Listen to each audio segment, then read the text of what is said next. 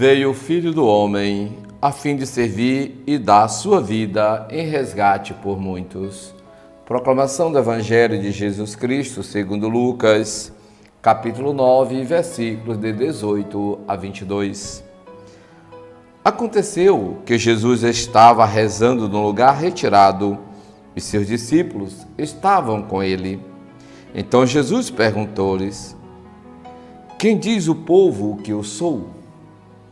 Eles responderam: uns dizem que és João Batista, outros que és Elias, outros acham que és algum dos profetas que ressuscitou. Mas Jesus perguntou: E vós? Quem dizeis que eu sou? Pedro respondeu: O Cristo de Deus. Mas Jesus proibiu-lhe severamente que contasse isso a alguém e acrescentou: O Filho do Homem deve sofrer muito, ser rejeitado pelos anciãos, pelos sumos sacerdotes e doutores da lei. Deve ser morto e ressuscitar no terceiro dia. Palavra da salvação. Meu irmão, minha irmã, o Evangelho de hoje repete a pergunta feita no Evangelho que ouvimos ontem. Quem é Jesus? Quem é Jesus? Assim, essa resposta de Pedro é importante. Tu és o Cristo de Deus. Essa resposta foi possível porque Pedro e os outros discípulos estavam em oração com Jesus. Jesus estava rezando e seus discípulos estavam com ele. Para afirmar que Jesus é o Cristo de Deus, precisamos estar em comunhão com o Espírito Santo, em oração. Mas Jesus proíbe, porque eles ainda não compreendiam naquele momento o que significava realmente ser o Cristo de Deus. Então, para manifestar mais plenamente aos discípulos essa identidade de Jesus, como Cristo de Deus, ser reconhecido, assim os discípulos precisam estar em oração.